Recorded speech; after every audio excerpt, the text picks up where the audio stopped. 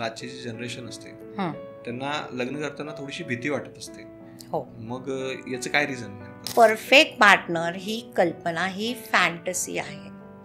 कुठलाही असं नाही आहे की हे 10 फॅक्टर्स आहेत, हे 10 फॅक्टर्स ज्याच्याकडे असतील किंवा 5 असतील तर तो परफेक्ट पार्टनर असतो. असं अजिबात नसतं. तुझ्या लाईफच्या ज्या एक्सपेक्टेशन असतील त्या कम्प्लीट होतील असं नाही. ती जर मिळवतीये पैसे तर तिलाही वाटणार ना की माझ्याही आईवडिलांना सुखसोयी पाहिजेत आणि तिने जर दिलं, एखादं वॉशिंग मशीन घेऊन दिलं, जे काही दिलं असेल तर त्याच्यात नवऱ्याने जर सपोर्ट करावा असं मला वाटतं. की मला असं वाटतं की मुलांच्या मध्ये पालकांनी पडू नये जिथपर्यंत मुलं आपल्याला सल्ला मागत नाही. म्हणजे आपल्या पार्टनरला आपल्या आईवडिलांपासून जपणं हे पार्टनर्सचं मेन काम आहे. की आता तुम्ही काउन्सिलर आहात, तुमच्या आणि तुमच्या नवऱ्याचं भांडणच होत नसेल. म्हटलं नाही, दररोज भांडतो, पण आम्हाला एवढं माहिती आहे की ते भांडण कुठे थांबायचं आणि कसं थांबायचं. त्यांनी मला ओळखायला पाहिजे, तिने मला ओळखायला पाहिजे. मनकवडेपणाचा गेम सहज जीवनाच्या चालत नाही, म्हणजे तो ब्रह्मराक्षस आहे. डॉक्टर प्रतिभाजी, तुमचं श्रीमंत व्हा या आपल्या महाराष्ट्रातील सगळ्यात इन्स्पिरेशनल मराठी पॉडकास्टमध्ये स्वागत आहे. Thank you so much Yogesh. Yes, तर सगळ्यात आधी आमच्या ऑडियन्सला ऐकायला आवडेल की तुम्ही नेमकं काय करतात. ओके, मी डॉक्टर प्रतिभा देशपांडे. माझी PhD आहे सायकॉलॉजीमध्ये. आणखीन मी काउन्सिलर आहे, लाईफ कोच आहे आणि माझी 18 पुस्तकं रिलेशनशिपवर प्रसिद्ध झाली आहेत. ओके, सो असं म्हणायला हरकत नाही की मी ऑथर आहे. नुकतंच तुमचं मेलडी इन लिव्हिंग टुगेदर हे पुस्तक प्रकाशित झालेलं आहे, तर त्याची जर्नी कशी होती?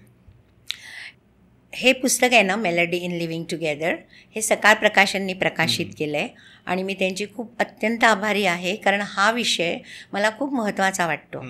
मी जेव्हा म्हणते की मी काउन्सिलर आहे तर मी मॅरिटल काउन्सिलिंगमध्ये जास्त आहे. मग त्याच्यामध्ये प्री मॅरिटल पण आहे आणि पोस्ट मॅरिटल पण आहे.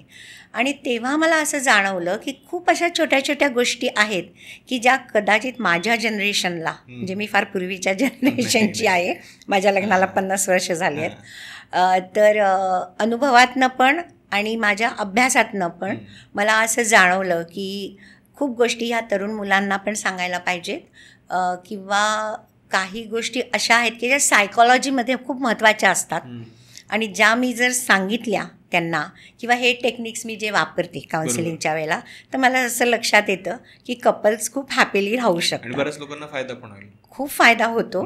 अगदी छोट्या छोट्या असतात गोष्टी. तर त्या मला आता असं आहे की कुठल्याही पॉडकास्टमध्ये आपण एवढ्या नाही ना त्या सगळ्या सांगू शकत सारख्या लोकांना. तर मला असं वाटलं की एकत्रित त्याचं एक पुस्तक पाहिजे आणि सकाळ प्रकाशनला ही कल्पना खूप आवडली आणि आम्ही हे पुस्तक प्रसिद्ध केलं. अरे वा.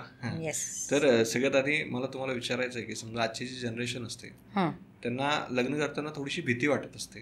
हो. मग याचं काय रिझन नेमकं? हो, हे मला जरा जाणवतं आहे की कारण खूप जसं माझ्याकडे पोस्ट मॅरिटल काउन्सिलिंगला येतात ना, तसे आई वडील पण येतात की आमच्या मुलांना लग्न करायचंच नाही आहे, भीती वाटते आहे त्यांना. तर ह्याचं ना मला एक मुख्य कारण असं वाटतं की त्यांनी आताच्या तुम्ही मुलांनी आपल्या आईवडिलांची स्टेबल मॅरेजेस बघितलेली आहेत. बरोबर. मामा मावशी असतील, काका काका, म्हणजे आमच्या जनरेशनची असं आपण म्हणूया. पण तुमच्या मित्रमैत्रिणी किंवा भाऊ बहिणी किंवा आताचं जे पिक्चर दिसतंय समाजातलं ते तेवढं असं हॅपी नाही आहे. बरोबर. कारण खूप प्रश्न येत आहेत त्याच्यामध्ये आणि त्याच्यामुळे तुम्हाला भीती वाटते की जे माझ्या आईवडिलांनी चांगलं सुरळीत केलं तर ते माझ्या जनरेशनला का असं होतं आहे की आम्हाला नको वाटतंय ते लग्न. तर ह्याचं एक मुख्य अतिशय सगळ्यात एक महत्त्वाचं कारण म्हणजे की पूर्वीची लग्न आपण म्हणतोय की खूप लग्न टिकायची. बरोबर. हां, आपण म्हणूया यशस्वी व्हायची. तर ती टिकायची ना, ती टिकवली जायची. ओके. हेच प्रश्न जे आता जे प्रश्न आहेत ना तेच पूर्वी पण प्रश्न होते. पण दोघींकडून टिकवले जायचे समजा. दोघींकडनं, पण त्यातल्या त्यात तुला असं नक्कीच लक्षात येईल की स्त्रीकडनं जास्त टिकवलं जायचं. बरोबर. असं.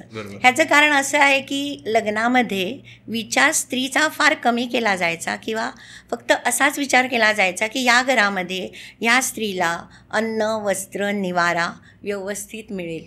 बरोबर. एवढंच जास्त विचार केला जायचा की ती त्या घरात सुखी आहे ना. म्हणजे मला असं पण वाटतं, कारण मी त्या एराची आहे की माझ्या मैत्रिणींनी समजा किंवा ऐकिवात असं आहे की घरी सांगितलं की मी नाही आहे हॅपी इकडे, तर तिला मोठी माणसं म्हणायची का गं, तुला सगळं तर व्यवस्थित मिळते, तुला खायला प्यायला मिळते, तुला चांगले साड्या आहेत, 4 दागिने आहेत, चांगलं घर आहे, छत आहे, तुला अजून काय पाहिजे, सुख बोचतंय का तुला? बरोबर आहे ना? कदाचित तुम्ही तुमच्या आई वगैरेचा हा पण विचार केला नसेल, कारण स्त्रीला एवढंच होतं की तुला घर सांभाळायचे, घरातल्या लोकांची सगळ्यांची काळजी घ्यायची, तिला इंडिव्हिज्युअली काय हवं आहे हे बघितलं जायचं नाही, की तिची काय इच्छा आहे. आणि असं पण होतं की त्या काळी स्त्रिया घराबाहेर फार कमी पडत होत्या अर्थार्जनासाठी, त्यामुळे त्यांना पहिल्या ज्या 2 गरजा असतात, अन्न वस्त्र निवारा, ह्याच्यासाठी सासरच्या मंडळींवर किंवा नवऱ्यावर अवलंबून राहायला लागायचं.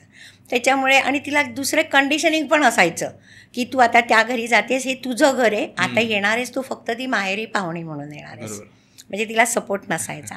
सो हे मला असं वाटतं की एक कारण असू शकेल मेन, की आता जी स्त्री बदलली आहे ना, तिला आता अन्नवस्त्रावर नाही राहायला लागत, इंडिपेंडंट आहे त्याच्यासाठी. मग तिला अजून काहीतरी जास्त गरजा आहेत की ज्या तिच्या पूर्ण होत नाही आहेत, आणि मग म्हणून म्हणजे स्त्री हा विचार करायला लागली आहे की मला आता सुख काय हवं आहे, आणि त्याच्यामुळे मला वाटतं की हे जास्त चित्र असं झालेलं आहे. ओके, तुला काय वाटतं? मलाही तसंच वाटतंय. पण मग आपण असं एकाला दोष नाही देऊ शकत, म्हणजे अदर फॅक्टर पण असतील, नाही तर आपली ऑडियन्स परत म्हणेल की हे एका साईडला दोष देत आहे. नाही, अजिबात नाही, असं खूप गोष्टी आहेत रे त्याच्यामध्ये. पण मला मी म्हटलं ना की हे आहे कारण आहे, मेजर कारण. या त्यानंतर तुम्ही तुमच्या पुस्तकामध्ये सहजीवन हा एक टॉपिक लिहिलेला आहे, तर त्याबद्दल काय सांगाल की सहजीवन एक्झॅक्टली कसं असायला हवं? ओके, आता सहजीवन म्हणतो ना आपण, तेव्हा मी किंवा आजच्या आपण पॉडकास्टमध्ये एक डिस्क्लेमर देऊया की आपण फक्त नवरा बायकोंबद्दल बोलत नाही आहोत. सहजीवन म्हणजे माझ्या दृष्टीने एक स्त्री आणि एक पुरुष, आपण LGBTQ पण आत्ता बाजूला ठेवूया जरा, तर एक स्त्री आणि पुरुष ज्यांच्यामध्ये नॅचरल अट्रॅक्शन आहे एकत्र राहण्याचं आणि निसर्गाची ती सोय आहे केलेली, तर त्यांना एकत्र कुठल्या पद्धतीने राहायचे, की त्यांना लिव्हिंग रिलेशनशिपमध्ये राहायचे का नुसतंच त्यांना बॉयफ्रेंड गर्लफ्रेंड अशा कॉन्सेप्टमध्ये राहायचे, किंवा लग्नामध्ये राहायचे. सो ह्या सगळ्या प्रकाराला मी सहजीवन म्हणते, की एक स्त्री आणि एक पुरुष एका छताखाली आपलं सगळं शेअर करतात, त्याला मी सहजीवन म्हणते. ओके, आणि जर समजा आता याच सहजीवनासाठी आपल्याला जर पार्टनर निवडायचा असेल, ओके, तर तो कुठल्या गोष्टींची काळजी घेतली पाहिजे बेसिकली? ओके, आता असं आहे की पहिल्यांदी ती पाहताच बाला कलिजा खलास झाला वगैरे किंवा लव्ह ॲट फर्स्ट साईट वगैरे अशा एक कल्पना आहेत आपल्याकडे, की मला बघितली आवडली, मला बघितला आवडला. तर त्यावेळेला आवडणं म्हणजे काय असतं की एखादा गुण पटकन चटकन नजरेत भरतो, किंवा जनरली हॅलो इफेक्ट म्हणतो आपण त्याला. ओके, ग्लॅसिबो इफेक्ट म्हणतात, प्लॅसिबो इफेक्ट त्याला म्हणतात, की बघितल्यानंतर असं वाटतं की ही छान आहे. मग छान याची कल्पना काय की प्रत्येकाची वेगळी असते. कोणाला ती सुंदर दिसते, कोणाला ती क्यूट दिसते, कोणाला ती स्मार्ट दिसते. सो हे प्रत्येकाचं वेगवेगळं असतं. ओके, आता जेव्हा ती एखादी आवडते तेव्हा आपल्याला असं वाटतं की ही असं, येस माझ्या डोक्यात ही किंवा हा जे काही आहे तो हाच आहे. हां, सो आणि जनरली प्रेम प्रकरणं अशी होतात, बरोबर, की आवडतं. मग आपण विचार करायला लागतो की आता सहजीवन म्हणजे आपल्याला एकत्र राहणं असेल किंवा लग्नात असेल, तर आता आपल्याला पुढे कसं जायचं आहे. आता इथे मात्र मी म्हणेन की तुम्ही प्लीज प्री मॅरिटल काउन्सिलिंगच्या कॉन्सेप्ट घ्या, किंवा ह्या माहिती करून घ्या की आताचं पुढचं आपलं आयुष्य कसं असणार आहे. परफेक्ट पार्टनर ही कल्पना ही फॅन्टसी आहे. कुठलाही असं नाही आहे की हे 10 फॅक्टर्स आहेत, हे 10 फॅक्टर्स ज्याच्याकडे असतील किंवा 5 असतील तर तो परफेक्ट पार्टनर असतो, असं अजिबात नसतं. आता मला माझा पार्टनर 50 वर्षांनी परफेक्ट वाटतोय का, कारण मला तो जसा हवा तसा आहे असं मला वाटतं. बरोबर. ओके, किंवा मी असं म्हणेन की मला जे सुटेबल आहे माझा पार्टनर असं मला वाटतं, तसा तो सुटेबल आहे असं मला वाटतं. सो परफेक्ट पार्टनर म्हटलास तर तू ही आहे. आता तू म्हणशील की निवडायची कसं, ओके. आता ह्याच्यामध्ये दोन कॅटेगरी आपण करूया, एक लव्ह मॅरेज आणि एक अरेंज मॅरेज. लव्ह मॅरेजमध्ये जनरली मी म्हटलं मगाशी तसं आपण पटकन एखादी व्यक्ती निवडतो आणि आपण ठरवतो की माझं हिच्यावर प्रेम आहे आणि हिच्याशिवाय मला किंवा ह्याच्याशिवाय मला आयुष्य काढणं शक्य नाही. हे लव्ह मॅरेज झालं. ओके. आता ते झाल्यानंतर पण मला असं वाटतं की थोडंसं त्याच्यानंतरच्या तुम्ही फायनल निर्णय घेण्याच्या अगोदर दोघांनीही, फक्त नवरा म्हणजे स्त्री किंवा पुरुष नाही, दोघांनीही हे बघावं की ही मला आवडली आहे व्यक्ती, पण मला जशी मनात आहे तशी ही व्यक्ती आहे का. ओके. म्हणजे आपण ज्याच्यासोबत आयुष्य घालवू शकतो अशी व्यक्ती आहे. हां. आणि त्याला सुद्धा ना योगेश पॅरामीटर्स नाही आहेत की कोणाबरोबर आपण आयुष्य घालवू शकतो. कारण आपल्या डोळ्यासमोर असं कितीतरी उदाहरणं आहेत. आता आपण जेव्हा अरेंज मॅरेज करतो तेव्हा बघून घेतो की मला एवढं शिक्षण पाहिजे, एवढं ही नोकरीवाली पाहिजे, किंवा असं घर पाहिजे, किंवा एवढी उंची पाहिजे, रंगगोरा, जे काय असेल ते बऱ्याच गोष्टी आहेत त्याच्यामध्ये असं. पण तसं लग्न किंवा एक लग्नापेक्षा सुद्धा आपलं सहज जीवन यशस्वी होण्यासाठी या गोष्टी खूप इमटेरियल आहेत. किंवा यात किती अंतर पाहिजे. आपण बघितलं आहे ना की बायको कितीतरी लहान असते, नवरा मोठा असतो, किंवा उलट सुद्धा हल्ली आहेत, तरीसुद्धा तुमची हॅपी झाली आहे. तर असं काय आहे की हे जे फॅक्टर्स असले तर तुमचं सहज जीवन आनंददायी होण्याची जास्त शक्यता आहे. आणि त्याच्यामध्ये 3 गोष्टी आहेत.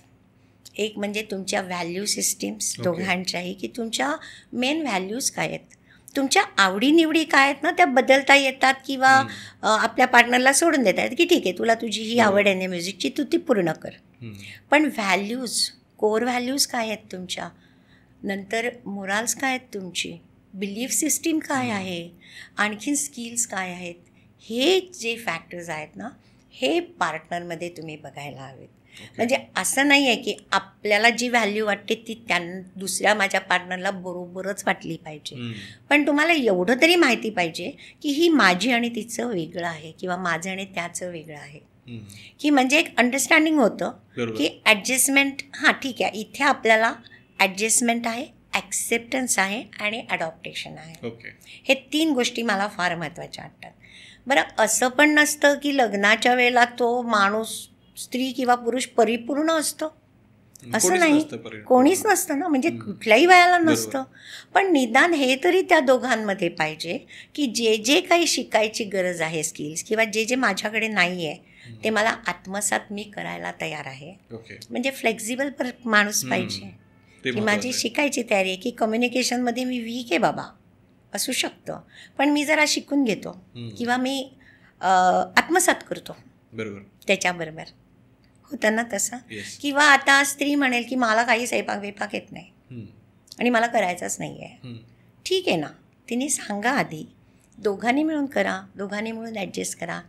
थोडीशा ॲडजस्टमेंटशिवाय, ॲक्सेप्टन्सशिवाय आणि ॲडॉप्टेशनशिवाय कुठलंही सहजीवन यशस्वी किंवा आनंददायी नाही होऊ शकत. सो हे जे 3 गोष्टी करायला तयार आहे ना तो परफेक्ट पार्टनर आहे असं आपण म्हणू शकतो. ओके. म्हणजे तुमचं असं म्हणणं आहे की दिसण्यावरती किंवा बाकीच्या गोष्टींवरती, आपण म्हणतो ना मटेरियलिस्टिक गोष्टींवरती न जाता तुम्ही विचार करा की समोरच्या कोर व्हॅल्यूज तुमच्यासोबत मॅच होत आहेत का, हो, तो फ्लेक्झिबल आहे का, करेक्ट, हां, आणि अडॉप्ट करायला तयार आहे का, करेक्ट. आणि हे सगळं आपल्या पण हे पण आहे का, हे पण महत्वाचं आहे. म्हणजे प्री मॅरिटला आलं ना की पहिल्यांदा मी काय सांगते की आपण एक गोष्ट पहिलं करूया की तू कसा आहेस हे तुला माहिती आहे का, तुझ्यामध्ये इन्सिक्युरिटीज आहेत माहिती आहे का, तू रागीट आहेस हे तुला माहिती आहे का, असेल तर तुझ्यामध्ये काही फिअर आहे का, कारण हे सगळे बॅगेजेस आहेत रे. बरोबर. आपण जसं पॉझिटिव्ह बॅगेज घेऊन येणार आहोत आपल्या पार्टनर बरोबर, तसंच आपण निगेटिव्ह पण बॅगेज घेऊन येणार आहोत ना. आणि आता माझ्याही एजला माझ्यामध्ये काहीतरी निगेटिव्ह पॅकेजेस आहेतच की रे. बरोबर आहे, नाही का, आणि ते ऍक्सेप्ट पण करता आले पाहिजे की माझ्यात आहे. बेसिकली हे ऍक्सेप्टन्स पाहिजे की बाबा मी परफेक्ट नाही आहे, सो माझा परफेक्ट पार्टनर परफेक्ट असू शकणार नाही आणि तो वेगळा आहे. आणि ह्याच्यात अजून एक खूप महत्त्वाचा मुद्दा असा आहे की आपण मगाचपासून म्हणतो की एक स्त्री आणि पुरुष म्हणून सहज जीवन होतं, तर ते स्त्री आणि पुरुष किती वेगळे आहेत रे.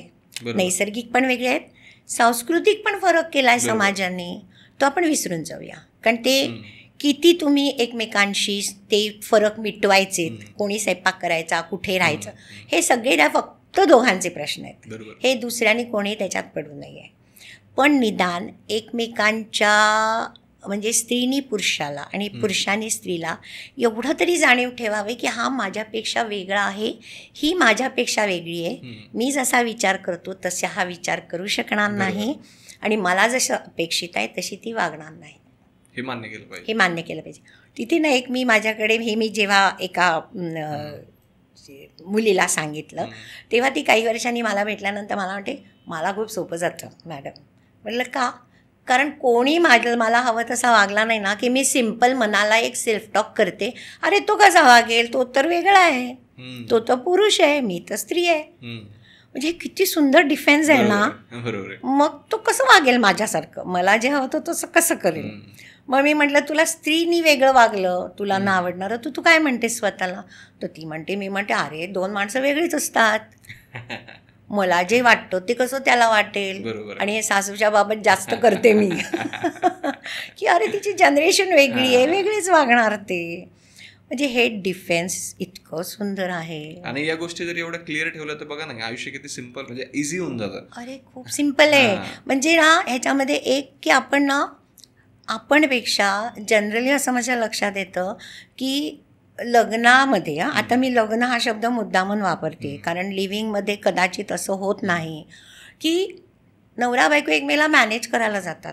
म्हणजे बायको ठरवते की नवऱ्याने काय करायचं, त्यांनी त्याच्या सासरच्या म्हणजे तिच्या सासरच्या म्हणजे त्याच्या लोकांना तिने कसं वागायचं, आईबाबांशी कसं वागायचं.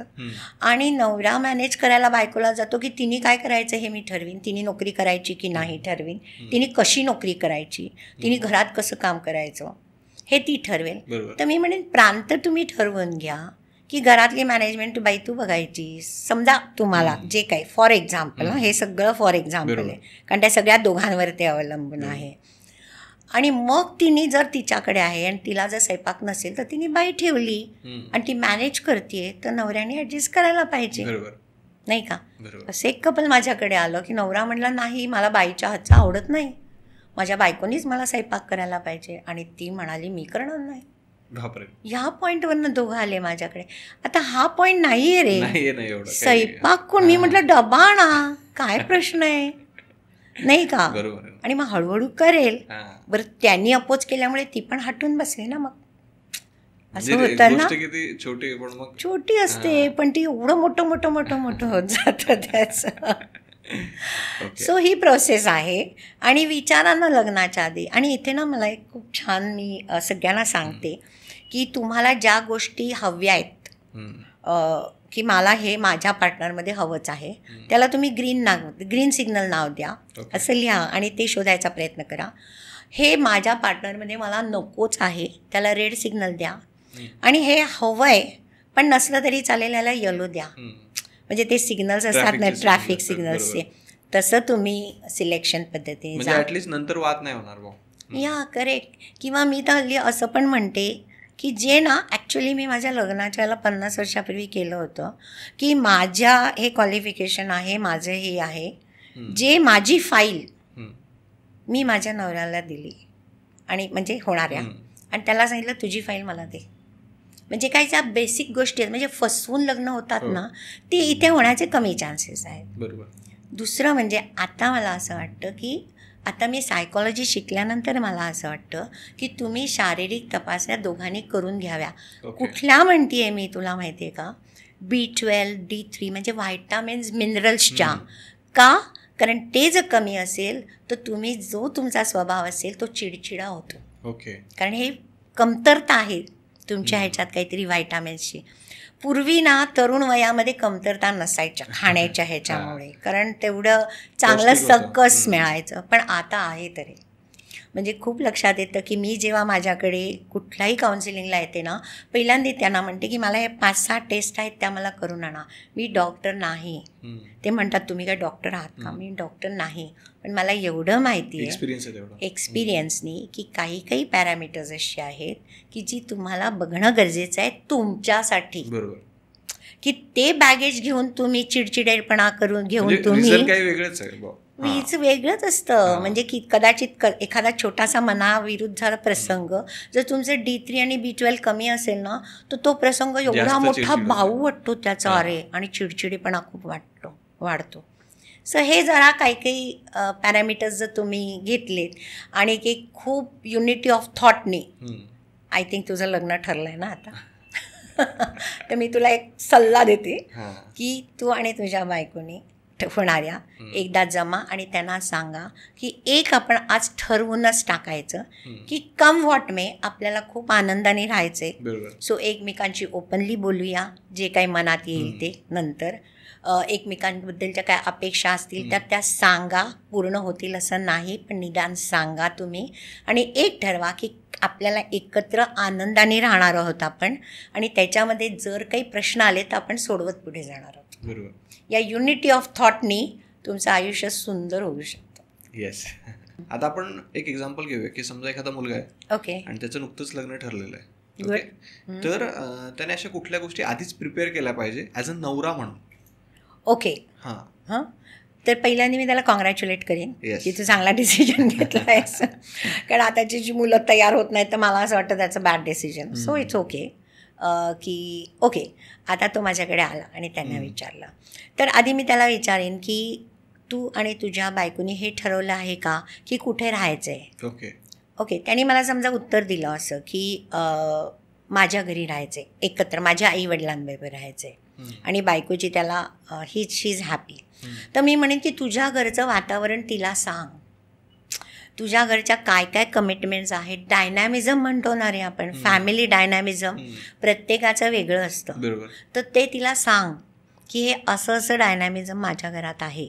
की समजा काही कारण असं असतं की आईवडिलांच्याही माणसं आहेत ना रे, इन्सिक्युरिटीज असू शकतात, तर थोडीशी कल्पना दे तिला त्याच्याबद्दलची, आधीपासूनचीच कल्पना दे. आणि तिला हे सांग की तुझ्याकडनं माझे आईवडील काय काय एक्सपेक्ट करतायत, आणि त्याच वेळेला तू तुझ्या आईवडिलांशी बोल तिच्याबद्दल की ती कशी आहे, त्यांनाही सांग. म्हणजे प्रिपेअर दॅट ॲटमॉस्फिअर.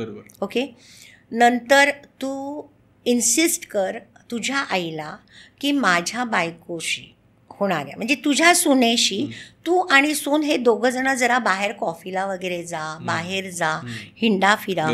किंवा तू ऑफिसमध्ये असताना किंवा तू घरात नसताना, तू आणि तुझे बाबा घरात नसताना तुझ्या बायकोला तू बोलव, आणि त्या दोघींमध्ये एक रॅपो थोडासा निर्माण होऊ दे आधी.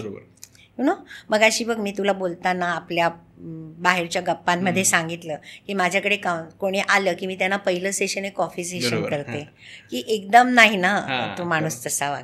कारण ती सुद्धा येणार आहे, ती आपल्या माहेरच्या काही पद्धती घेऊन येणार आहे ना.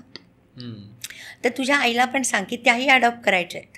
असं का होऊ शकत नाही की तिच्या काही पद्धती तुमच्या घरातल्या पद्धती मिळून एक नवीन पद्धत, किंवा कधी आईचं, कधी तिचं, कधी तुझं, कधी सासऱ्यांचं, असं मिळून एक छान हार्मोनी घरामध्ये तुम्ही निर्माण करू शकता. ही काळजी घे.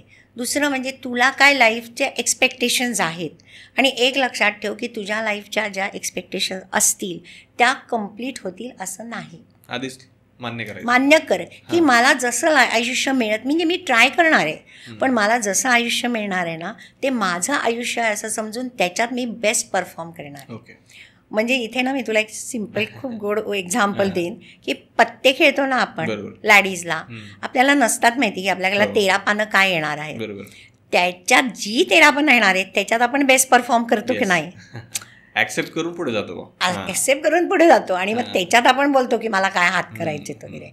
इथे तर आयुष्यातलं इथे इतकं चांगलं आहे की तुम्ही सुद्धा खूप स्वतःला ग्रूम करून चांगलं होऊ शकता, पण तरी सुद्धा देर आर सम फॅक्टर्स की जे वर्क होणार नाहीत. So accept that. हे मला वाटतं की तू बघ.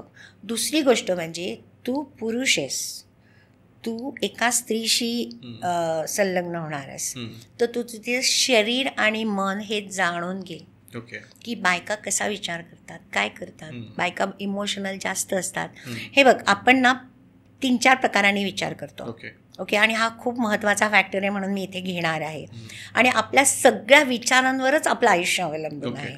ओके, म्हणून मी विचार आणि मनातल्या मनात बोलणं हे खूप महत्त्वाचं ठरते.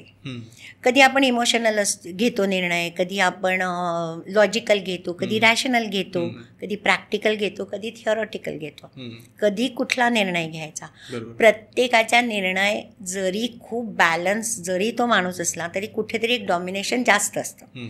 एखादा माणूस जास्त लॉजिकल असतो, एखादा माणूस जास्त रॅशनल असतो, बायका साधारणपणे भावनिक जास्त असतात. तर हे तू समजून घे की बायकांना काही झालं की रडायला येतं कोणाला तरी. हां, म्हणजे तिचं शरीरही जाणून घे. इवन फिजिकल इंटिमसीमध्ये बायकांच्या अपेक्षा काय आहेत हे पण तुम्ही जाणून घ्या. आता तुम्ही तरुण पिढी आहे, मागच्या पिढीत नाही झालं रे, पण आता तुम्ही करू शकता ते करा. सो मला असं वाटतं की ह्या तू काळज्या घे थोड्याशा. आणखीन आपल्या घरामध्ये एक रूल तू कर की माझ्या बायकोला आणि मला एकच रूल असणार आहे. ओके, इक्वॅलिटी म्हणू शकतो का? इक्वॅलिटी वेगळी. मी म्हणेन तुम्ही इक्वॅलिटीकडे जाऊ नका, कारण यू आर नॉट इक्वल आणि nobody is up and nobody is down. बरोबर, यू आर डिफरंट.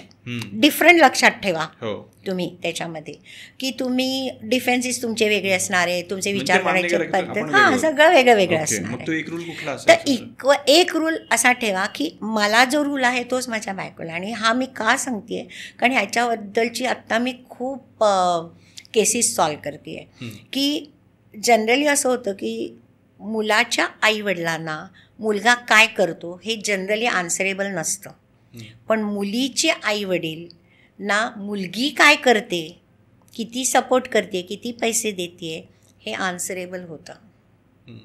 आणखी थोडंसं नीट एक्सप्लेन करून. ओके, फॉर एक्झाम्पल मी एक केस सांगते तुला की ती मुलगी ह्या घरामध्ये आईवडिलांबरोबर मुलाबरोबर आली. बरोबर. आता त्या घरामध्ये आईवडील खूप पहिले अगदी कष्टात वर आले होते आणि आता खूप सुखसोयी आहेत, कारण दोघंही IT मध्ये आहेत नवरा बायको. सो खूप सुखसोयी आहेत. सो त्या मुलीला नेहमी वाटतं की ह्याच्या आईवडिलांना ह्या सगळ्या सुखसोयी मिळत आहेत. बरोबर. तीही गरीब घरातनं आली आहे. ती म्हणली आम्हाला कर्ज काढून वडिलांना, 2च मुली आहेत त्या, पण आता त्या वेगळ्या राहत आहेत. तर मी काही माझ्या आईवडिलांना द्यायचं म्हटलं की माझा नवरा म्हणतो तू मला विचारत नाहीस, तू मला सांगत नाहीस. आणि म्हणे मी म्हटलं तू का सांग ना, क्लॅरिटी पाहिजे ना. तर म्हणे नाही सांगायला पाहिजे ना. तर त्याची काय गरज आहे, तू इथले पैसे आपल्या घरातले पैसे त्यांना का देतेस, हे नाही पाहिजे. तिला पण वाटणार ना रे, ती जर मिळवतीये पैसे तर तिलाही वाटणार ना की माझ्याही आईवडिलांना सुखसोयी पाहिजेत. आणि तिने जर दिलं, एखादं वॉशिंग मशीन घेऊन दिलं, जे काय दिलं असेल, तर त्याच्यात नवऱ्याने जर सपोर्ट करावा असं मला वाटतं. की एक जर रूल असा असेल की नवऱ्याचे आईवडील आणि मुलीचे आईवडील हे मुलाचे आणि मुलीचे न राहता एक फॅमिलीमध्ये राहिलं, तर त्या मुलालाही असं वाटलं पाहिजे की माझ्या आईवडिलांना जे मिळते ते हिच्याही आईवडिलांना मिळायला पाहिजे. हा एक रूल मी म्हणते. बरोबर, समजलं तुला? ग्रेट. तुला वाटतं ना इथे इक्वॅलिटी मी म्हणते. Okay no. किंवा असं काही काही वेळेला होतं की मूल झाल्यानंतर तिला असं वाटतं की माझ्या मुलाचं नर्चरिंग मी 1-2 वर्ष करावं आणि मग मी जॉब सोडते. तर काही वेळेला असे केसेस येतात अरे की नवरा म्हणतो नाही सोडायचं कारण आपण कर्ज घेतली आहेत. मग तुम्ही कर्ज घेता जेव्हा तेव्हा हा विचार करा ना की समजा हिने जॉब सोडला तर किती, म्हणजे आधीच विचार करा आधीच. हां, म्हणजे हे काही काही फॅक्टर्स तुम्हाला आधीच ठरवता येतात ना रे. किती इझी आहे ना तसं ठरवणं. तर त्याबाबतचा निर्णय तिला घेऊन द्यावा का तिचं मातृत्व आहे तर तिला घेऊन द्यावा ना निर्णय. मग तिथे नवऱ्याने तिला मॅनेज नाही करायला द्यायला पाहिजे.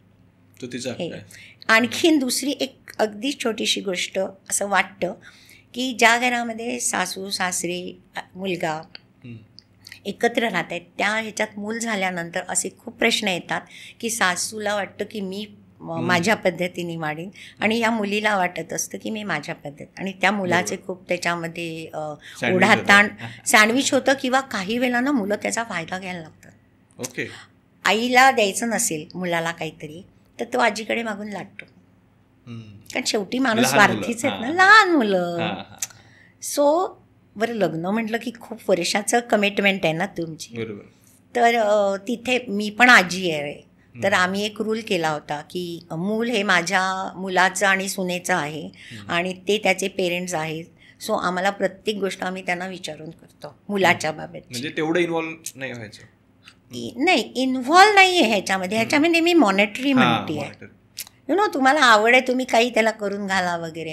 पण नाही तर बघ असं होतं मुलांचं की आईवडिलांनी व्हिडिओ गेम दिला नाही की आजीला किंवा आजोबांना सांगून तो घेतला जातो. सो इथे खूप प्रश्न आहेत. सो एक लक्षात ठेवायचं इथे आजी आजोबांनी की मूल त्यांचं आहे, ते आईवडील आहेत, आपण आजी आजोबा आहेत, आपण फक्त साधे लाड करूया, पण आपण त्या आईवडिलांच्या विरुद्ध नको जाऊया.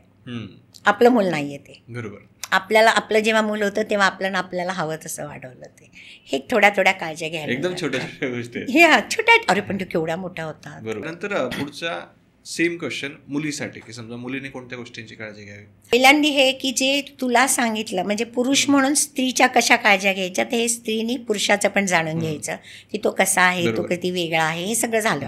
आता आपण ते नको रिपीट करूया. फॅमिलीचं पण बऱ्यापैकी सेम आहे. त्याच्या अजून एक मला ॲड करायला आवडेल की तू जर एकत्र फॅमिलीत जायला तयार झाली असशील तर तिथलं डायनॅमिझम तुला जसं हवं तसं तू समजून घे. ओके. तू असं नाही म्हणू शकत की मी आता इकडे आली आहे, लग्नानंतर होतं तसं की तेव्हा लग्न व्हावं, आवडलं आहे वगैरे म्हणून आपण हो हो हो हो म्हणतो. आपण जातो आणि आपल्याला लक्षात येतं की इथलं डायनॅमिझम आपल्याला काही फारसं सूट होणार नाही आणि मग आपण एकदम ते बदलायला जातो. ते तसं होणार नाही. हळूहळू प्रेमाने सगळ्या गोष्टी नंतर सुरळीत होतात. तर एक 3-4 वर्ष तरी जाऊ देत आणि तिकडे आपले हेखेखोरपणा नको. आणि इथे मी म्हणून म्हटलं की पार्टनर कसा पाहिजे की ॲडजस्टेबल पाहिजे, ॲडजस्ट करणारा पाहिजे. की ठीक आहे आता इतके वर्ष माझ्या सासूनी काहीतरी एका सिस्टीमनी घर चालवलं आहे, तर आता मी एकदम येऊन त्यांच्यात ढवळाढवळ नाही करणार. आणि नाही तर मग पहिल्यांदा क्लिअर सांगा की मी एकत्र राहणार नाही. आधीच क्लिअर करा कार्ड. म्हणजे मग त्या मुलाला काही डिसिजन घ्यायचा असेल की तुझ्याशी लग्न करायचं का नाही करायचं हे तो ठरवू शकतो. बरोबर. सो ही काळजी मुलींनी घ्यायला पाहिजे. आणि जर तुला असं वाटत असेल मुलीला की माझ्याही आईवडिलांना मला सपोर्ट मॉनिटरी करायचं आहे तर प्लीज ओपन युअर कार्ड्स नाव. म्हणजे मी ना इथे एक दोघांना मिळून एकच सूचना अशी देते की show your true picture to your partner what you are. तुम्ही प्रिटेंड करायला जाऊ नका. तुम्ही सांगा की मी जरा रागीट आहे, मला जरा ह्या गोष्टींचा राग येतो आणि मग त्याच्यावर मी काम करणार आहे. म्हणजे राग येतो आणि तो ॲक्सेप्ट कर असं नाही, पण थोडीशी तर इनसिक्युरिटीजची कल्पना द्या की मला ह्या गोष्टींची भीती वाटते, मला नाही आईवडिलांना सोडून राहायचं बिकॉज ऑफ दिस रिझन. मग तुम्ही डिसिजन घेताना घ्या ना कसे हवे तसे. So show your true picture to your partner, हे मला नेहमी वाटतं. ओके.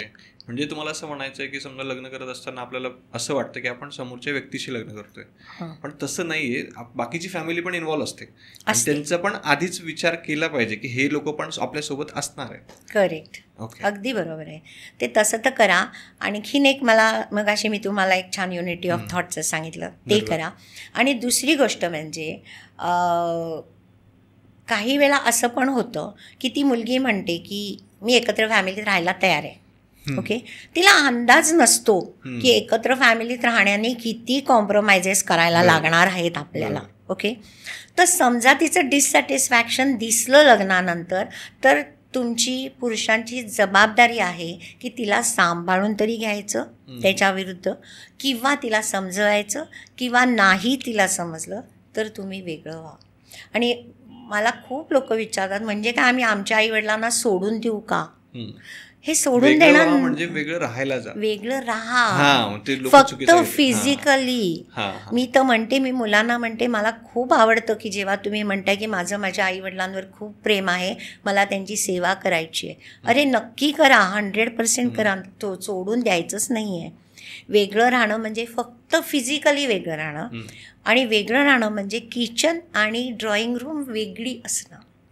मग तुम्ही खालीवर असू शकेल घरात मध्ये, दॅट्स अप टू यू की तुम्ही काय करता. किंवा जवळ शेजारी फ्लॅट घेऊन राहू शकता. मुलगी काहीतरी स्वप्न घेऊन आली आहे ना संसाराची की मला असा असा माझा संसार हवा आहे, आणि जर तुला तिथे क्रिएट करता येत नसेल तो, आता तिथल्या जर असं असेल की आई वडील खूप फ्लेक्झिबल आहेत तर हे खूप सुंदर होऊ शकतं. बरोबर. पण त्यांचे पण इतक्या वर्षाचे संसार झालेत तर त्यांच्या पण काहीतरी फर्म आयडियाज असू शकतात ना. सो त्यांनाही फ्रीडम मिळतो, यांनाही फ्रीडम मिळतो. एका केसमध्ये मी एका मुलाला सांगितलं होतं, मग त्यांनी घेतलं, शेजारीच ब्लॉग घेतला. मी म्हटलं अरे दररोज जा, आणि त्याला फक्त आई होती, वडील नव्हते. स्वाभाविक आहे त्याला वाटणं की आई एकटी आहे. म्हटलं अगदी दररोज जा, तिला झोप लागेस तू तिथे बस, तिची गादी घालून दे, तिला स्वयंपाकाची बाई ठेव. तर ही म्हणाली बायको की मी पण डबा देईन ना दररोज. सो इट्स सो गुड ना की जवळ राहा, मजेत राहा. सो मेनली एक लक्षात ठेवायचं की मजेत राहा, त्याच्यासाठी कुठलाही हट्टीपणा करू नका. ओके. आणि ते सगळ्यात जास्त महत्त्वाचं, खूप महत्त्वाचं आहे. कारण तुम्हाला जसे तुमचे आई वडील आहेत तसे तिला पण आहेत ना रे, आणि ती काही करत असेल आई वडिलांचं तर करू द्या ना तिला. ओके. तर आता आपण थोडा वेगळ्या अँगलचा क्वेश्चन घेऊयात की आपण असं समजूया, म्हणजे हे दोघांसाठी लागू आहे, मुलांसाठी पण आणि मुलींसाठी पण, की त्यांना त्यांच्या पार्टनरकडून काहीतरी एक्सपेक्टेड होतं किंवा स्वप्न होतं, पण मग घरच्यांच्या प्रेशरमुळे म्हणा किंवा कुठल्या तरी सिच्युएशनमुळे त्यांना एखादा डिसिजन घ्यावा लागला आणि समोरच्याशी लग्न करावं लागलं. आता त्यांचं थोडंसं मन नाराज होतं की यार मला जे पाहिजे होतं तसं मिळालं नाही. मग ते ऍक्सेप्ट कसं केलं पाहिजे, कारण ते पण महत्वाचं आहे, कारण आता सोडून तर देऊ नाही शकत. आता सोडून तर देऊ शकत नाही, तर तुम्ही सोडून पण देऊ शकता. ओके. सो ह्याचं उत्तर बेसिकली जेव्हा माझ्याकडे असे येतात ना, तेव्हा मी त्यांना विचारते की तुम्हाला काय हवं आहे, आता तुम्हाला राहायचंच आहे का, म्हणजे इज इट युअर डिसिजन की मला हे मॅरेज छान कंटिन्यू करायचं आहे, then there is a different remedy. Okay, but you have a choice. पहिल्यांदा ना योगेश, जेव्हा तुम्हाला कळतो की दिस इज युअर चॉईस, मग तुम्हाला ॲक्सेप्टन्सला सोपं जातं. बरोबर. Okay, is it your choice की मला ह्या स्त्रीबरोबर किंवा ह्या पुरुषाबरोबर, ह्या पार्टनरबरोबर मला राहायचं आहे आणि ते मला आनंदित राहायचं आहे, तर त्याच्यासाठी वेगळं असतं. त्याच्यामध्ये काय केलं जातं, तर अशा वेळेला ना तुम्ही नक्की काउन्सिलरला कॉन्टॅक्ट करा. स्वतःच्या मताने किंवा कुठेतरी वाचून किंवा कुणाच्या तरी सल्ल्याने असं वागू नका. Counsellor knows exactly where is the root cause. कारण इफेक्ट जो असतो ना, त्या इफेक्टवर खूपदा फक्त काम केलं जातं, पण त्याचा रूट कॉज नाही काढला जात. तर तो रूट कॉज काढण्यासाठी तुम्ही काउन्सिलरकडेच जायला पाहिजे. तर काउन्सिलर काय करतो, दोघांना बोलवतो, विचारतो की तुला का आवडत नाही, कुठले फॅक्टर्स असे आहेत, आणि ते बघतो की ते फॅक्टर्स खरे आहेत का, ह्याच्या जस्ट भ्रामक कल्पना आहेत, ह्याची फॅन्टसी होती ती. मग तसं असलं तर त्याला फॅन्टसी आणि रियालिटीमधला फरक सांगितला, म्हणजे त्याला समजवलं जातं, आणि अशा पद्धतीने काउन्सिलर सांगतो की ते त्याला पटतं. आणि किंवा अशाच वेळेला दुसऱ्या पार्टनरला आम्ही बोलवून असे सांगतो, अरे fantasy is a very beautiful thing in life, त्याची जर ही फॅन्टसी आहे तर तू क्रिएट कर ना ती fantasy. It's a very beautiful thing. आता एक आली होती, ती खूप काकूबाईसारखी राहत होती आणि ह्या मुलाला असं वाटत होतं की तिने छान मॉडर्न राहावं. तुम्ही म्हटलं अगं राहा ना मॉडर्न, काय प्रॉब्लेम आहे त्याच्यामध्ये. तर आपण जर तुम्हाला खूप लाँग वे जायचे आणि तू जर त्याच्यासारखी झाली, त्याला हवी तशी तू झालीस, आणि त्याची काही फार अशा हे नाही आहेत, तुझी राहणी सहाणीमध्ये, किंवा एकीला इंग्लिश येत नव्हती, शिक, पण that is good for you also. बरोबर, की तू जर मॉडर्न राहिलीस आजकालच्या जमान्यामध्ये. आणि मला लक्षात आलं की तिच्या राहण्यामुळे तिला एक जरा लेस कॉन्फिडन्स होता. तर मी म्हटलं की म्हणजे न्यूनगंड जरा होता लहानपणापासूनचा, की आईवडिलांनी दिलं नव्हतं करून तसं वगैरे वाटेल. तर हे क्रिएट केलं जातं की दोघांचे एक्सपेक्टेशन्स दोघं एकमेक छान फुलफिल करू शकतात, हे काउन्सिलर करू शकतो. त्याच्यामध्ये पण एक मोठा भाग असतो की त्या दोघांनी बदलायला तयार असण्याची गरज असते, दोघांवरती डिपेंड. हां, फ्लेक्झिबिलिटी त्या दोघांमध्ये असेल. काही गोष्टी आपल्याला पण ऍक्सेप्ट कराव्या लागतील, येस, काही समोरच्याने पण चेंज. हां, म्हणजे काही तुझं, काही माझं, काही बरंचसं आपलं, किंवा कधी कधी थोडं माझं थोडं तुझं, आपलं कमी, असं वेगवेगळ्या. आणि कितीही तू मगाशी विचारलं होतंस की पार्टनर कसा सिलेक्ट करायचा, तर हे कितीही आपण perfect methods, there is no perfect method for that. So there are many surprises after marriage, हे लक्षात ठेवावं. म्हणजे even after 50 years many times माझा नवरासुद्धा सरप्राईज होतो की आम्ही असे कसे वागलो. कारण माणूस पण बदलतोय ना. बरोबर. म्हणजे मी जी 20 वर्षाला प्रॉमिसेस केली आहेत ती मी आता नाही ना ठेवू शकत. बरोबर. आणि मला पण आज जे हवंय समजा कदाचित ते 10 वर्षानंतर नको असेल. म्हणजे असं पण असेल की आता तुला वाटत असेल की तुला नाही, कोणाला तरी, की माझी बायको हवी तेवढी स्मार्ट नाही, पण तिच्यातला मग काइंडपणा, तिचा लोभसपणा, किंवा तिच्या वागण्यातला, तुझ्या आईवडिलांशी वागण्यातला तिचा भाबडेपणा, हे पण कितीतरी चांगल्या गोष्टी असतात ना, त्याकडे कॉन्सन्ट्रेट केलं जातं. पण काही आलं ना तर तुम्ही काउन्सिलरकडे जा रे. देर आर म्हणजे असं म्हणतात की एक स्त्री आणि एक पुरुष in spite of anything they can live happily together असं म्हणतात. ओके. त्यानंतर आपला पुढचा क्वेश्चन आहे की समजा आजकाल बऱ्याच लोकांची लव्ह मॅरेजेस होतात किंवा काही लोकांना लव्ह मॅरेज करायचं असतं पण अरेंज मॅरेज करावं लागतं. अशा परिस्थितीत असं होतं की आधीच्या पार्टनरला नीट विसरता येत नाही, नवीन पार्टनरला नीट ऍक्सेप्ट करता येत नाही. बरोबर. अशा वेळेस त्यांनी काय केलं पाहिजे? हो, आता ह्याच्यात एक पहिलं मी असं सांगेन की का असं होतंय की का लव्ह मॅरेज हे झालं. बरं, आता हा डिसिजन तुमचा आहे की तुम्हाला आईवडिलांचं ऐकताय का तुम्ही जी वचनं दिली आहेत ते करताय. ह्या दोन फॅक्टर्स आहेत. ठीक आहे, तुम्ही असं धरलात की काही वेळेला असे परिस्थिती येते की तुम्हाला आईवडिलांचं ऐकायलाच लागतं आणि पहिल्या पार्टनरला विसरायला लागतं. तर त्याच्यासाठी प्लीज त्यावेळेला काउन्सिलरकडे जा. का सांगू तुला, कारण नाहीतर काय होतं, दुसऱ्या पार्टनरशी बिहेव करताना पहिला पार्टनर सतत डोक्यात असतो आणि कंपॅरिझन होतच राहते. हा ह्युमन स्वभाव आहे. म्हणजे तुम्ही कंपॅरिझन करू नका हे त्यालाही कळत असतं, पण त्याच्याकडनं तसं होत नाही. असं असतं की एकीला विसरल्यानंतरच दुसरी मनामध्ये जास्त एंट्री होते. पण किती वेळा असं होतं की पहिलीला कशी काढायची आणि दुसरीला कशी ॲड करायची, काउन्सिलर्सकडे खूप सुंदर मेथड्स असतात. ओके. आणि ते करू शकतात आणि हे होऊ शकतं. कितीतरी सुंदर संसार त्यांनी होऊ शकतात. पण असं जर तुमची द्विधा मनस्थिती असेल तर please talk to counsellor. Okay, हे मी सांगेन तिकडे. आणि ते म्हणजे गेलं पाहिजे. आता खरं तर लोक जात नाही, पण आता आजच्या पॉडकास्टमधून अनेक लोकांना क्लिअर होईल की का काउन्सिलर महत्वाचा आहे. ओके, अगदी महत्त्वाचं आहे. आणखीन गेल्यानंतरही तुम्ही जर असं आता हे अजून एक आहे, तुम्ही नुसतं काउन्सिलरकडे जाऊन चालत नाही. कारण काउन्सिलर जादूगर नाही आहे किंवा त्याच्याकडे टॅबलेट्स नाही आहेत की तुला काय हे होतंय का मग ही टॅबलेट घे की तुला बरं होईल, असं होणार नाही. तो तुम्हाला मेथड सांगणार आहे, त्या तुम्हाला करायच्या आहेत. बरोबर. जर तुमची तयारी असेल करायची तरच. म्हणजे मी किती वेळा आले की लोकांना म्हणते, तुम्ही मला पार्टनरच्या कंप्लेंट सांगायला आलायत का तुमचा प्रॉब्लेम सोडवायला आलायत. म्हणजे दर दुसऱ्या आणि तिसऱ्या व्हिजिटमध्ये तुम्ही नुसते प्रॉब्लेम्सच म्हणजे कंप्लेंट सांगत असतात, तर आपलं करेक्शन करायचं कधी.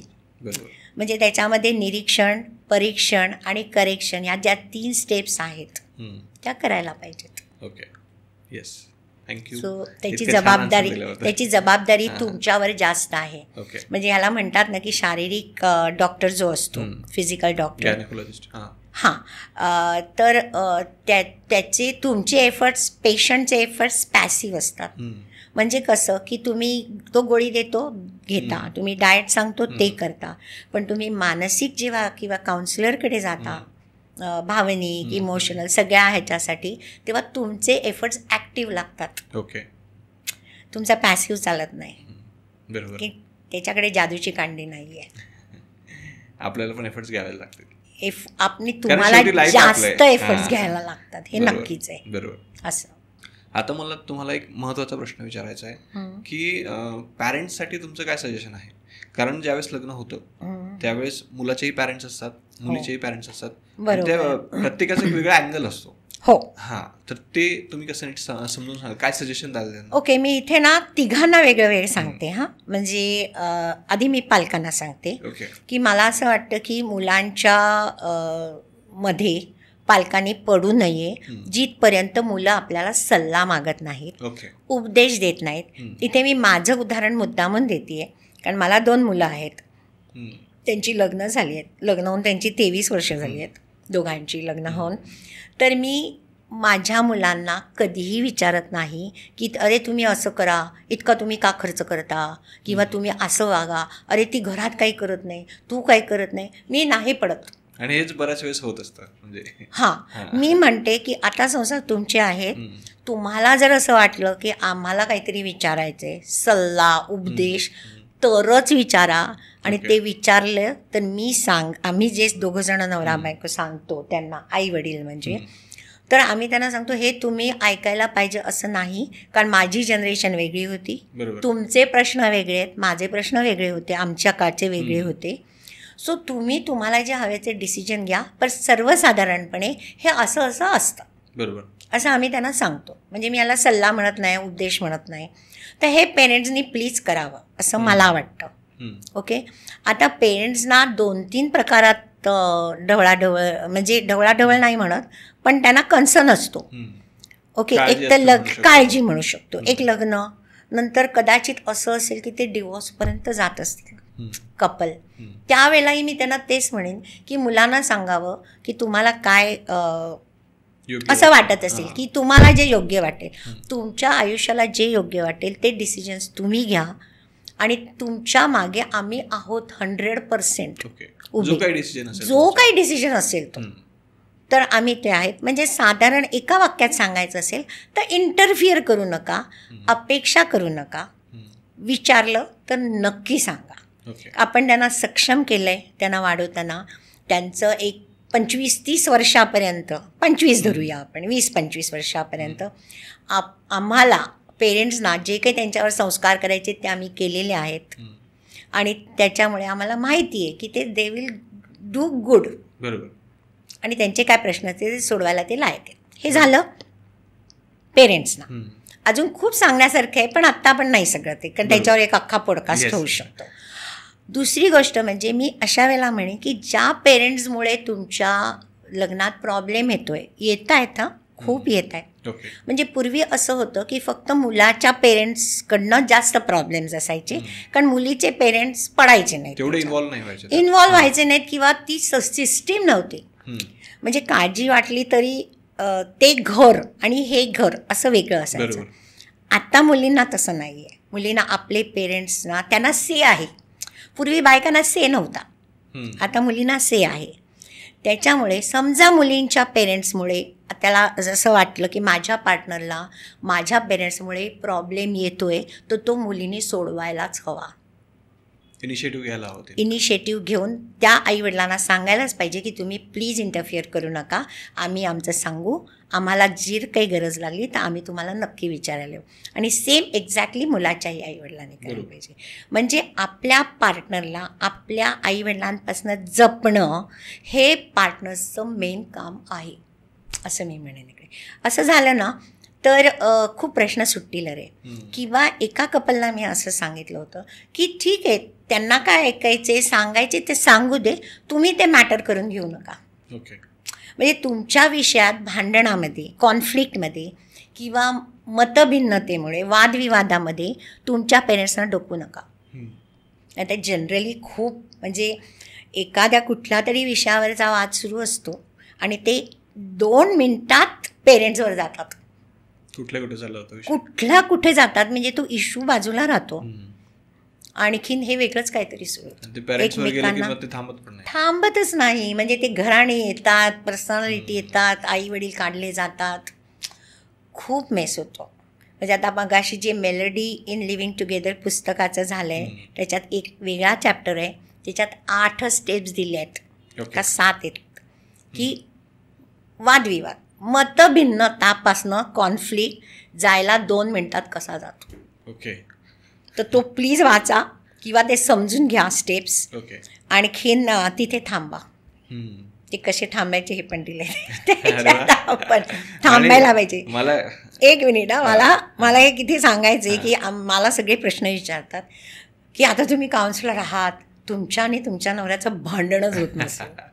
म्हटलं नाही, दररोज भांडतो, पण आम्हाला एवढं माहिती आहे की ते भांडण कुठे थांबायचं आणि कसं थांबायचं, बरोबर, हे महत्वाचं आहे. भांडण होणं हे होणारच आहे, बरोबर, त्याच्याबद्दल वादच नाही.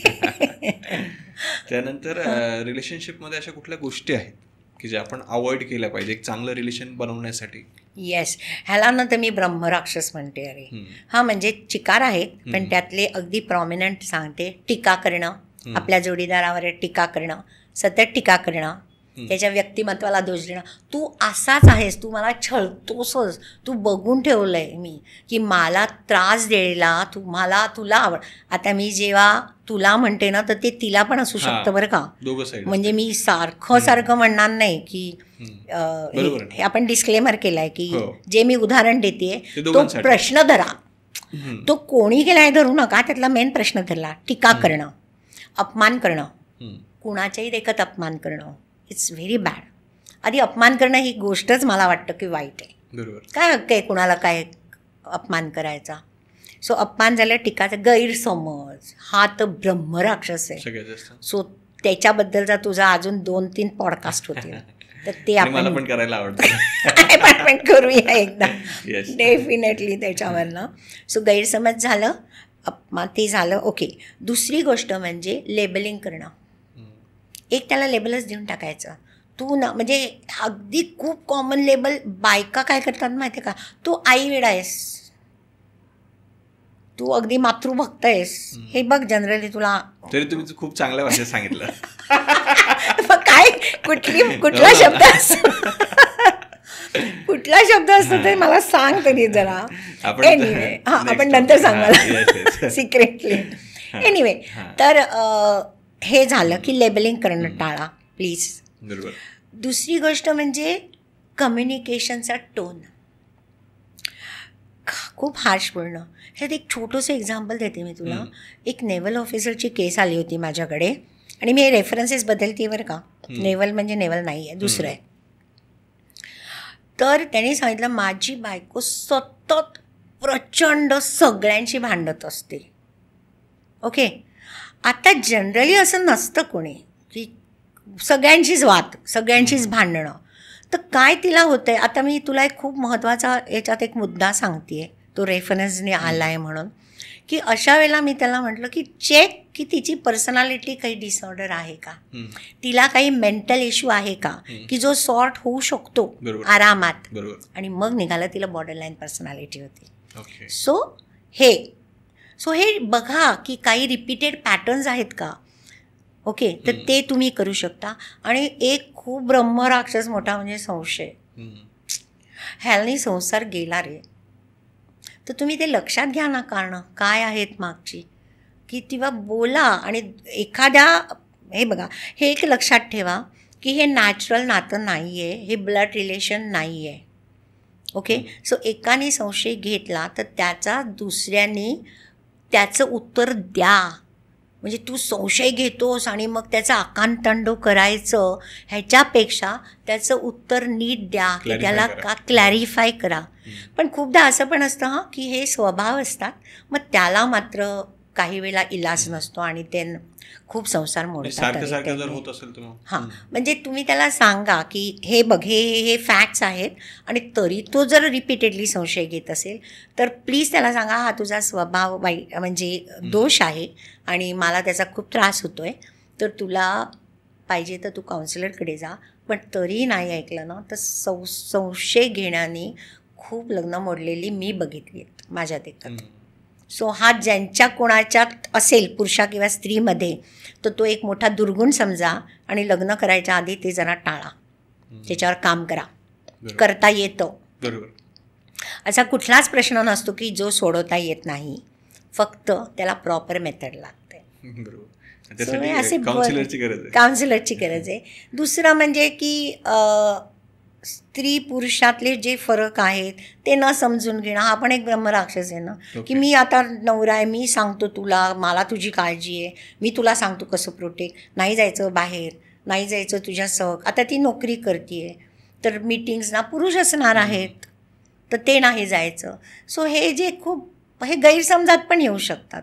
सो हे प्लीज टाळा ब्रह्मराक्षस. आणि जर असं काही होत असेल रिपीटेडली, त्याला परपेच्युअल प्रॉब्लेम्स म्हणतात, म्हणजे रिपीटेडली हेच प्रॉब्लेम्स येत आहे, तर काउन्सिलर इज द बेस्ट. या आणि ऐका त्याचं आणि त्याप्रमाणे करा, इम्प्लिमेंट करा. येस. या तर आता आपण एक शेवटचा आणि सगळ्यात सुंदर प्रश्न घेऊयात. की बरेच वर्ष झाले तुम्ही याच्यावरती काम करतायत, सहजीवनावरती, तर मला सांगा की तुमच्यासाठी प्रेमाची भाषा म्हणजे काय. हा खूपच सुंदर टॉपिक आहे.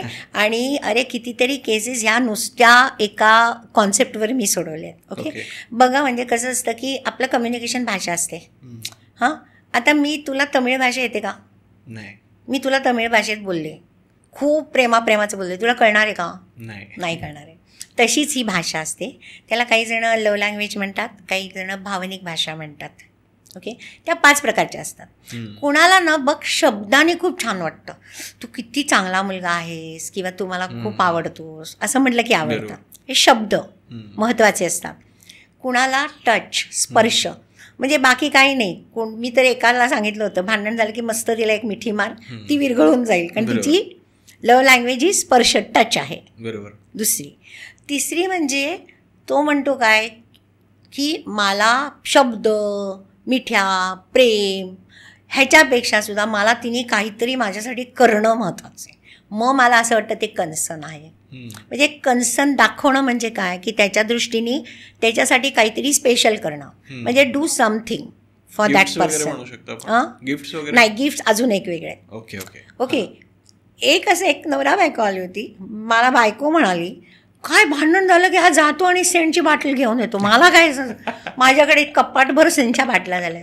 तू म्हणतो अरे मला, कारण त्याला खूप आवडत असतं गिफ्ट देणं.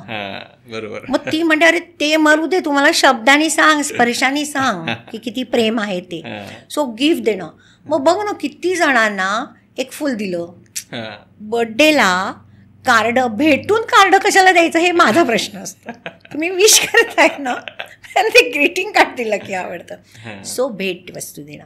आणि एक लास्ट असते, आणि ती जनरली ना खूप लॅटर सहजीवना, म्हणजे ओल्ड सहजीवनामध्ये होते. उतार आयुष्य म्हणजे आता जशा माझ्या ग्रुपचं की आम्हाला एकमेकांसाठी काही करायचं आहे, जस्ट बी टुगेदर, सोबत राहायचं, बस सोबत राहा. मग आम्ही गार्डनमध्ये फिरत असू किंवा टी व्ही सुद्धा एकत्र जस्ट बसलोय. सो ह्या 5 भाषा आहेत. प्रत्येकाकडे थोड्या थोड्या सगळ्या असतात, पण एकाची एक डॉमिनेट असते. बरोबर. आता ही ओळखायची कशी, तर मी सिम्पल सांगते. परत एकदा आपण रिपीट करूया. 5 भाषा. भाषा, शब्द, त्याच्यानंतर स्पर्श, त्याच्यानंतर भेटवस्तू असं आपण म्हणूया, गिफ्ट. नंतर काहीतरी करणं. बरोबर. म्हणजे बायको बाहेर ना आली आहे किंवा बाई आली काहीतरी करून, स्त्री आली आहे, तर पुरुष म्हणत बस दमलीयस, मी कॉफी करून देतो. सिम्पल, एकदम सिम्पल, एकदम. म्हणजे जर तिची ती असेल तर, आणि समजा तिची ती नसेल तर गंमत काय होईल, ती म्हणेल कॉफी बिफी ते राहून ते एक शब्दाने तरी सांग मला, बोल तरी, कमीत कमी विचार. असं म्हणजे खूप गमतीशीर आहे. पण ही तुला सांगू, तुमच्या आईशी, वडिलांशी, कुठल्याही 2 माणसांमध्ये हे खूप महत्त्वाचं असतं. म्हणजे नवरा बायको तर असतंच, कारण ते 24 तास एकत्र असतात. पण तुमच्या मुलं झाल्यानंतर मुलांची सुद्धा ती भाषा असते, प्रत्येक माणसाची असते. ही खूप गमतीशीर आहे, पण खूप महत्वाचं आहे. आणि 5वी कुठली होती? आणि 5वी म्हणजे जस्ट बिंग टुगेदर, सोबत राहा, की I am there for you. म्हणजे एकाला मी सांगितलं होतं की तुमच्या घरात सासूचे काही वाद झाले तर तू जस्ट तुझ्या बायकोच्या इथे उभा राहा आणि जस्ट तिच्या पाठीवर हात ठेव, की तिला असं वाटतं की तू सोबत आहेस. ती लगेच तिचा पारा खाली आहे. ओके. इथे अजून मी एक सांगते की भावना असतात ना, या संसर्गजन्य असतात. मिरर न्यूरॉन्स म्हणतात त्याला. आता एक माणूस तावाने बोलतोय, माझा पार्टनर, ओके, आणि त्यावेळेला मी फक्त हसले. तो पहिल्यांदा चिडे, हसतेस काय, पण मी तरी जाऊ दे रे, सोडून दे असं म्हटलं की निदान तो थोडा तरी खाली येतो. बरोबर, थोडा तरी फरक पडतो. कारण मी मिरर न्यूरॉन्स, त्याला मिरर न्यूरॉन्स म्हणजे काय, माझे न्यूरॉन्स त्या भावनिकचे मी त्याला ट्रान्सफर करते. सो हे 2 पार्टनरनी हे करा. म्हणजे एक असं म्हणायला हरकत नाही की एक जर एका वेळेला ओव्हन असेल, ठक ठक ठक ठक ठक ठक गॅस असेल, तर दुसऱ्याने जरा फ्रीज व्हावं नसतं. सो ह्या 5 भाषांचं जरा अजून अभ्यास कर, अजून याच्याबद्दलच्या जाणून घे. आपल्या पुस्तकात पण आहेच, पण अजून जाणून घ्या. कोणी गुगल करून पण बघू शकता, आणि ह्या वापरायला लागा. बरोबर. आणि इथे मनकवडेपणाचा गेम खेळू नका की त्यांनी मला ओळखायला पाहिजे, तिने मला ओळखायला पाहिजे. मनकवडेपणाचा गेम सहजीवनाच्या चालत नाही. म्हणजे तो ब्रह्मराक्षस आहे की तू माझ्या मनातलं ओळखलंच नाही, तर सांगा ना स्पष्ट, सिम्पल लाईफ. येस. तर थँक्यू सो मच प्रतिभा मावशी. करेक्ट. आज तुम्ही इतक्या सुंदर पद्धतीने इतका अवघड विषय समजून सांगितलाय ना, की मला तर बऱ्याच गोष्टी क्लिअर झाल्यात, आणि मला अपेक्षा आहे की आपली जी ऑडियन्स आहे त्यांना पण क्लिअर झाले असेल. आणि आजच्या या पॉडकास्टच्या माध्यमातून मी आशा करतो की अनेक लोकांचे संसार वाचावेत. येस. तर थँक्यू सो मच. तुमचा एक्सपिरियन्स कसा होता? मला फार छान वाटलं की हा खूप आवडता विषय, म्हणजे नातं संबंध हाच माझा खूप आवडता विषय. कारण मला असं वाटतं की तुम्ही किती यश मिळवलं ना, तरी नात्यातनं मिळालेलं जे प्रेम आहे ना, ते खूप सगळ्यात आनंद हा वरच्या पायरीचा असतो. आणि प्लीज माझं सांगणं आहे सगळ्यांना की नातं टिकवा, आणि नातं टिकवण्यापेक्षा तो माणूस टिकवा. बरोबर. म्हणजे मी किती वेळा म्हणते ना रे की तुम्ही बायको जपू नका, त्या बायकोच्या मागची स्त्री जपा. मी बायकांना पण सांगते की अरे पुरुष करू नका किंवा नवरा करू नका, त्या नवऱ्याच्या मागे एक सुंदर मन असलेला पुरुष आहे ना, त्याला जपा, त्यातल्या माणसाला जपा.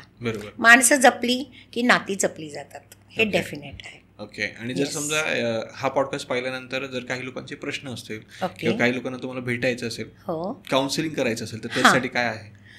माझा नंबर तुम्हाला लिंकमध्ये द्यायचा असेल तर त्या लिंकमध्ये द्या. माझा ईमेल ID सुद्धा तुम्ही हवा तर देऊ शकता. मी ओनली बाय अपॉइंटमेंटच घेते, माझं वॉक इन क्लिनिक नाही आहे. कारण मला असं वाटतं की मी जेव्हा फ्रेश असते ना तेव्हाच मी काउन्सिलिंग करते. आणि मला अजून एक सगळ्यांना सांगायचं आहे, प्लीज काउन्सिलिंगला तुम्ही दमल्यावर जाऊ नका. संध्याकाळी काउन्सिलिंगला जनरली जाऊन, हे माझं मत आहे की कुठल्याच काउन्सिलिंगला, कारण तो काउन्सिलर सुद्धा दिवसभराचा दमलेला असतो, आणखीन तुम्ही सुद्धा दिवसभराचे दमलेला असता. म्हणजे तुला योगेश सांगायला हरकत नाही, मी संध्याकाळी 6 वाजता सुद्धा ITच्या मुलांना सांगते तुम्ही फ्रेश असाल तेव्हा या काउन्सिलिंगला येतात. 6 वाजता सुद्धा येतात. सो पण हे माझं मत आहे. ऑफकोर्स हे बाकीच्या काउन्सिलर्सचं वेगळं असू शकतं, हे इंडिव्हिज्युअल मत आहे. तर ते प्लीज करा. आणि मी दिवसाला 2च केसेस घेते. त्याच्यामुळे माझी कदाचित अपॉइंटमेंट मिळायला थोडासा वेळ लागतो. पण जर इमर्जन्सी असेल तर मी सांगते की तुम्ही सांगा की मला खूप इमर्जन्सी आहे, तर मी काहीतरी मॅनेज करते आणि घेते. कारण मी 2च्या वर दिवसाला नाही घेत. कारण मी परफॉर्म मला करायचं असतं. बरोबर. तेवढं बेस्ट रिझल्ट्स मिळण्यासाठी. कारण 1 तास जर आपण बोललो तर 1 तासाच्या मागे माझा 4 ते 5 तासाचा विचार असतो. बरोबर. तर त्याच्यासाठी मी हे 2-3 टिप्स देईन. Thank you so much once again. Yes, thank you Yogesh. आणि मला आत्ता खूप छान वाटतंय. म्हणजे मला असं वाटतंय की येस, मला जे हवं होतं ते मी सांगू शकले व्यवस्थित. या